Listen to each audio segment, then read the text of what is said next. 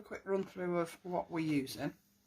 Okay, so I'm using the layering stencils, and I'm also using the embossing folder, which of course comes with a die. Okay, I'm also using the ribbons and bows, which you saw on TV last couple of days. Now I'm also using another little set here, which you won't have seen on the website and you won't have seen on TV. This was an exclusive set for the USA, which came with a set of layering stencils, an embossing folder and die. Hopefully it will come to the UK, but I can't swear to it. Okay, I'm also using the One Pass cut and stamp set, and I'm using the floral petal background today. So this is just a couple that I ran through yesterday, and this is black ink on orange card. And I did this one particularly because people have said, oh, it looks like cobwebs, or you could use it for cobwebs because of the shape of the petals and that. So I thought I'll do black on orange. I've also done red on grey, and then I've done another one that I've used on the card, so I'll show you that one later. And I've also used Lisa's Sprinkler Twinkle pens. Okay, so let's make a start. Now I'm using, as I said, the Autumn layering stencils, and I'm using the blending inks.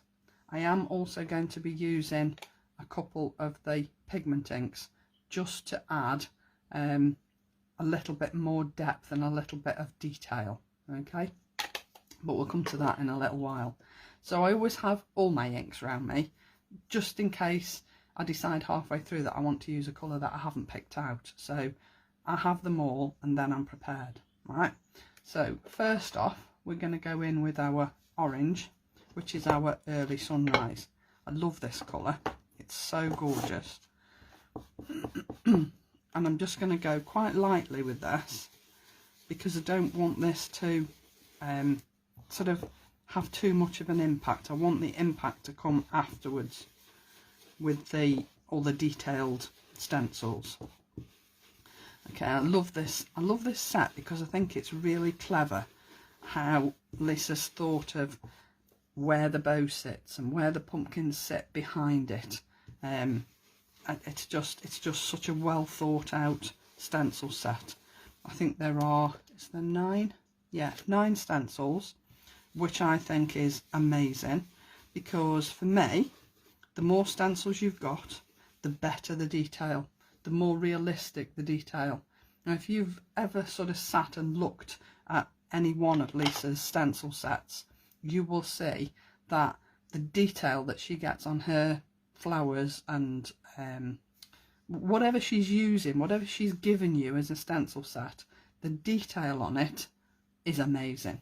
And you can't get that with, say, 4 or possibly 5 sometimes stencils. You just won't get the same detail, you just won't. So that's why I think more is definitely better on this occasion. Now you can see here that I'm doing pumpkins, but I've also got leaves. Okay, so I'm going to try and keep the pumpkins orange. I'm not worried if I spill over onto the edge a little bit. It's not a problem. I want to try not to do that. So we're going to go with the pumpkins first. So now I'm just going over this pumpkin with a lot more depth in my colour. All right, that's why I'm using the smaller stencil brush as opposed to the Wonder brushes. The Wonder brushes give you a really nice coverage, as do the Bijou brushes. Just decided to give the Wonder brushes a run out really for a change today. Okay, so I've put my depth of colour on there. Now before I go in with a different colour on there, I'm going to go in here with a grey in a minute, but I want to do these leaves first. Now I don't want to use the green that's in this set. I want to use a yellow and a blue to give me a green. So I'm going in here with yellow. You can see here I've gone over with a bit of orange. I'm not worried about it because I'm going to go over that with my yellow anyway. And once I've added the blue, the chances are you probably won't see very much of it anyway. So just quick circular motions just to fill in those yellow bits. Right, and then I'm going to go in with my blue. And I'm using Surf's Up on this one. I shall use Tranquil Waters on the other set of leaves. but you can see I'm taking quite a lot of the ink off my brush before I go in on here. This is quite a deep green, that's why I was trying to take as much of the blue off as I could. So I didn't want it to be really heavy, and I'm happy with the green that I've got here. Okay, so before I take that off, just put the lid back on those just for now. Before I take that off, I am going to go in with my grey. I do love this Cobblestones grey. It's just such a versatile little ink pad. It's brilliant. Now you can see I'm going quite heavy with this grey, but only sort of along the mylar here, so that my shading is going to be inside the creases on the pumpkin. Are you with me? So obviously there's more depth at the bottom, there's more shading at the bottom, because obviously it's sitting and a pumpkin's got a nice rounded shape, so you're going to get a lot more shade at the bottom than you are anywhere else. Now this bit behind the ribbon is going to be quite shaded as well, so we're coming in at the top, perhaps not quite that dark dawn, but take your ink off your brush before you add it, and then you won't get that big mistake there in the middle.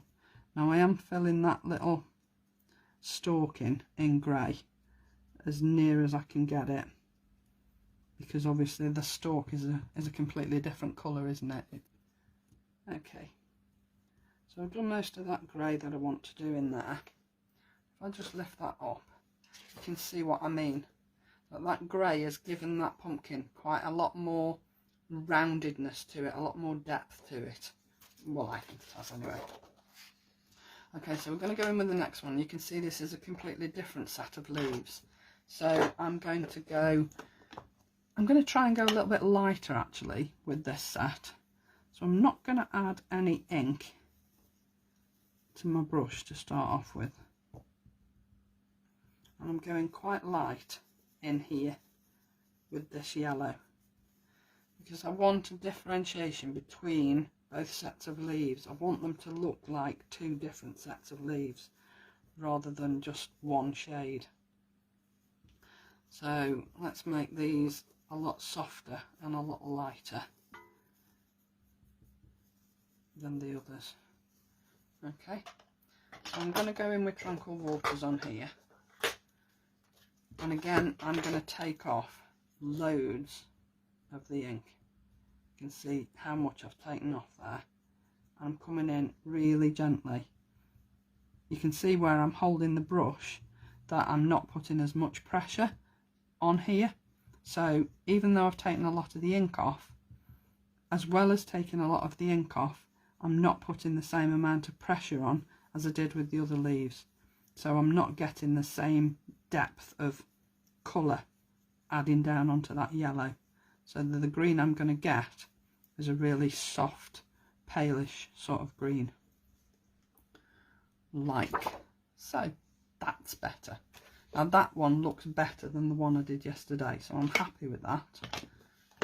Okay, so now we're going to go in with the sunflowers, and I'm going to start off with the yellow. I do love this Juicy Pineapple. I think it has to be my very favourite colour in this release. Can't wait to see what other colours Lisa's going to bring out. Mistakes are a learning curve. They are indeed, Linda. I just wish I didn't have to do them on a live. But you know, we're all human, we all make mistakes, nobody's perfect, despite what they may think. So I'm coming in with the yellow, and I'm coming in off the edge of the stencil into the centre, because I want some difference in colour around the flowers. Okay, so I don't want them like a solid yellow, because I think just using solid colours all the way through your stencil, it's not real, is it? You know, no flower is a solid yellow, is it, or a solid blue. And I do think that when you're doing these, you know, batch making's great, isn't it? But when you've got stencils like this, that have got so much detail in, don't you think it's worth spending that little bit of time to get the effect that you want, rather than rushing sort of 2, 3, 4 at a time through your system? I just think it's better this way. Okay, so I've gone in with my yellow, and you can see it's quite pale, but I quite like that. I don't want it really, really heavy, because I'm going to go in and add the detail on this next layer. So again, I'm going in with my yellow, and I'm coming in from the edge rather than from the centre, because I'm going to come outwards from the centre with Early Sunrise in a minute, just to give some difference in colour and in depth on those flowers. Just come in with my yellow, and then I'm going to come in with the Early Sunrise. And again, such gorgeous colours. And I'm starting in the middle on these, and I'm coming outwards to blend with that yellow that's coming inwards. Okay, and you won't sort of appreciate this until you take it away and look at it sort of from a semi-finished point of view. Now, when I lift it up, I might go back in with the yellow. I think I will. I just add a little bit more yellow, because I don't want the orange to overpower. I want them to blend seamlessly. So I find if you blend light on dark, it blends better than dark on light, because dark on light will sit on the top, whereas light on dark tends to blend a little bit better, in my opinion. So, you know, just try it, see what you think. Okay, so this is layer 5. Yeah, that's better. Happier with that. Now we're going to go in and put the detail onto the leaves. Now this little bit in the middle here is the front of the sunflower that's sort of coming up like that at the front of the flower. So I'm going in quite heavy with that, and I'm using the sunrise, I'm using the pineapple quite heavy, and then I'm going to go in after that with the Early Sunrise right at the bottom, just to add a little bit of depth. Okay, and then blend it out with the yellow. Alright, and then I'm going to go and add the detail into the leaves. Now, because we've done blue and yellow to give us our green, I'm only going in with the blue, because I don't think that I need any other colour. I take a lot of the blue off, because when I add this, although it looks blue on here, when you take this off, it will look more green, because you're adding it onto a colour that you've mixed already, and you've got the blue is on top of the yellow. You'll find that this blue just adds depth to that green, so it just should, she said, fingers crossed, make that green a little bit darker. It's got a bluey tinge to it, but I don't really mind that. Quite like that. I'm going to go in a little bit deeper here though, because that green was a little bit darker and it didn't really show up. That's better. Happier with that. So when you sort of look at the picture overall, although you can see hues of blue, when you look at leaves in real life, they're not just green, are they? You know, a green leaf isn't just green. I don't care what anybody says. If you go and look at a green leaf, you will see all sorts of different shades in there, not just green. So again, going in here, and on the darker leaves I'm going a little bit heavier, and on the lighter leaves I'm staying quite light, just to give them a little bit of difference from one another. So heavy on the dark ones, and that's purely and simply so that those veins show up. Okay. And I'm using the ink off my stencil rather than off my ink pad, and that will help to ensure that I get a really light coverage. Yeah, happy with those. I like those. So I've finished with my blue. I don't know what I've taken that off for, because I haven't done the bow. But the beauty of the peg system is that I can just put it back in exactly the right place. It's brilliant.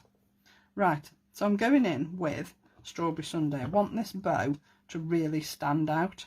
I want it to be amazing. Alright, so I'm going in with the red. And it is such a gorgeous red. It's just beautiful. Look at the depth on that red. And this is going to really stand out on your design. I just think that's fabulous. Beautiful, beautiful red. Look at that. That's brilliant. I love that.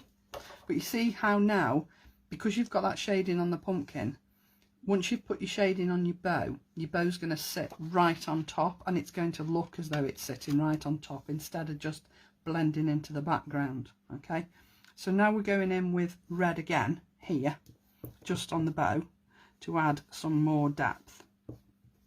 And what I'm going to do, as well as going in with the blending ink, to pop the lid back on there, I am going to go in also with the pigment ink. And what this will do is just add more depth. See how bright that pigment ink is compared to the blending ink.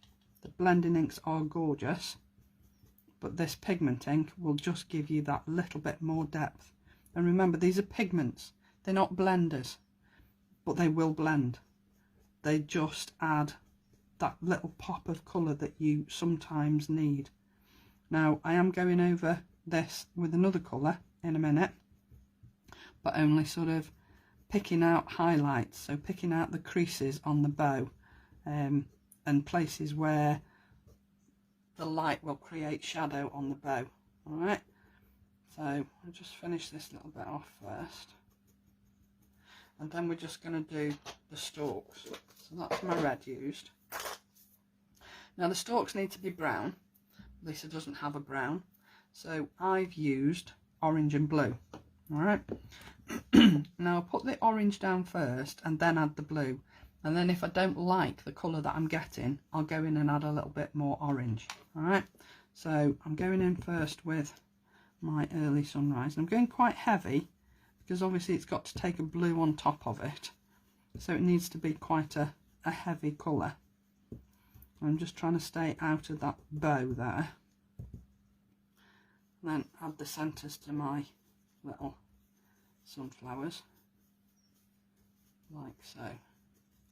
And then we're going to go in with our blue. Now I think I'm going to use Deep Ocean on this one, because it's a little bit darker and it'll give me a better brown, I hope. I didn't think I needed more ink pads. You know, like a lot of crafters, I suppose, I have hundreds of ink pads, but I've got to be honest, and I'm not saying it just because, you know, I'm on Lisa's design team, nothing like that. I hardly use anything else. Obviously, if there's a colour that really isn't in this palette that Lisa's already bought out, then I'll use something else to make the colour I'm looking for, but it's rare. What I actually wanted was orange on there, just to make that a bit more brown, because I can see, just looking through the stencil, that it is actually quite blue. So if I add a little bit more orange, then that'll take that down to, hopefully, a bit browner. Yeah, much better.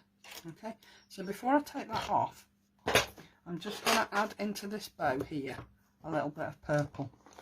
Okay, so on here, I'm literally just coming down where those creases are going to be, and you can see where the creases are going to be because of where this mylar is shaped. Yeah, so this is where your creases on your bow will be, and again across here from the middle of the bow, and then up from here.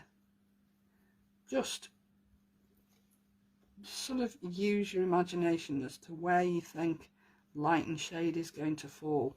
If you sort of look at your hand, say, and put something in front of it, you can see where the shade is. So it's not necessarily right next to where the item is, it's behind it and slightly to one side. So if in doubt, try that little trick, because it'll just give you an idea perhaps where to add your little bit of shading. You don't need a great deal. I'm actually going to blend that purple out a little bit with a little bit of red, just because it was a little bit heavy. Okay. See? Just that tiny weeny bit of shading makes all the difference, in my opinion. So now I'm going to go in with the red, and I'm going to use the pigment ink because it will be a really deep red. So I'm just going to add these little berries with the pigment red, because it's going to be really stand out on that card. So when you take this off, these little berries will stand out as being in front of everything else. Amazing. How fabulous does that look? And that's just a flat image, no embossing, not die cut, nothing. But I think if you just spend a little bit of time and think about where you're placing your colours, think about where the shadows are going to fall, you will give yourself the depth you're looking for. Now you can see here, I could probably go back in and add a little bit more grey in here to give me a little bit more shadow, because it's not really picking out the creases in the pumpkin, but I can do that later.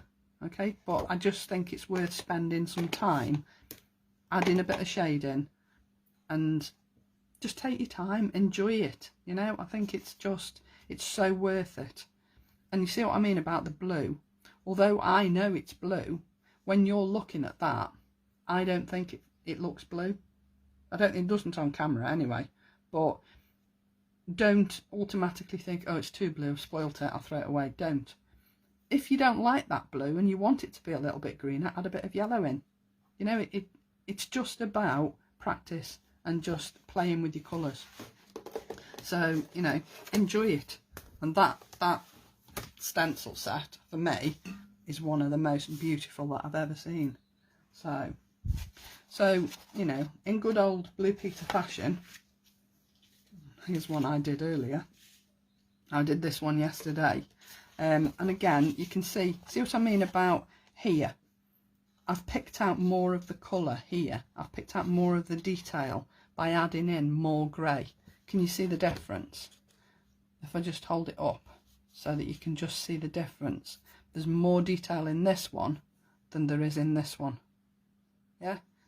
And I think it's worth spending that little bit of time. I know I've embossed this one as well, so it's going to look different.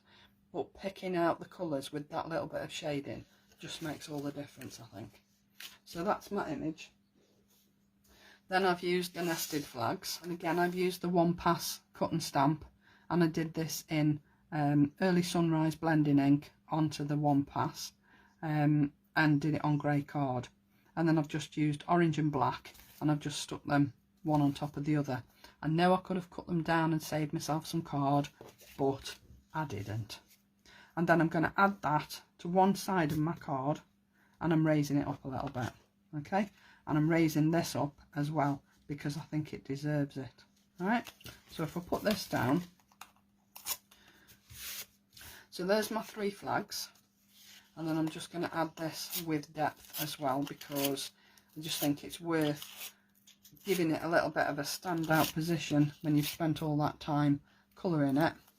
I think it's worth making it the centre of your project. So I'm going to put it in the middle of the flags rather than down the bottom.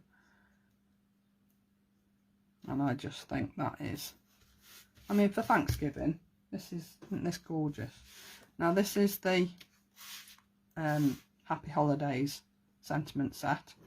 And as I say, I just think I've gone with black and orange to tie in with my flags. Now I'm putting this on with 3D glue gel because, again, everything else has got a little bit of height to it. So I didn't want the sentiments to be totally flat. So you see, just having that little bit of height just makes it stand out against the whiteness of the card.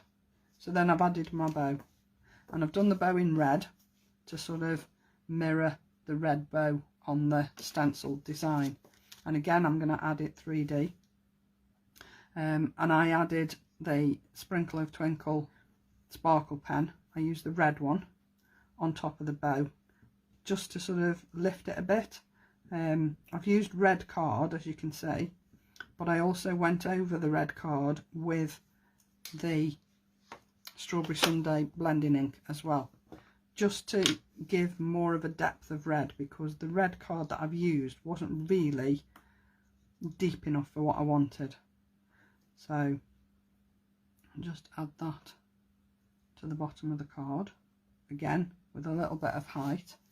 And then finally, I just wanted to finish it off with just a few little dewdrops. Now these dewdrops are fabulous, and they just add a little finishing touch to your card without going over the top. Just add a little bit of sparkle to your card. I mean, after all, it's for Thanksgiving, so you know, it's a special occasion, isn't it? I don't think I'm going to add any more. Just leave it at the 4, I think. So there you go. I know I spent more time doing the stenciling than making up the card, but I just wanted to go through the shading with you, really. So there you go, there's my card for today, using the Autumn layering stencils, embossing folder and die.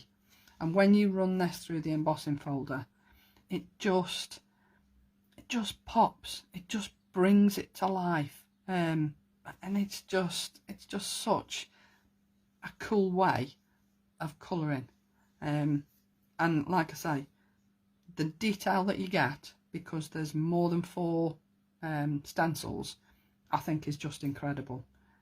Worth spending the time doing one at a time and making them the best that you can, for me.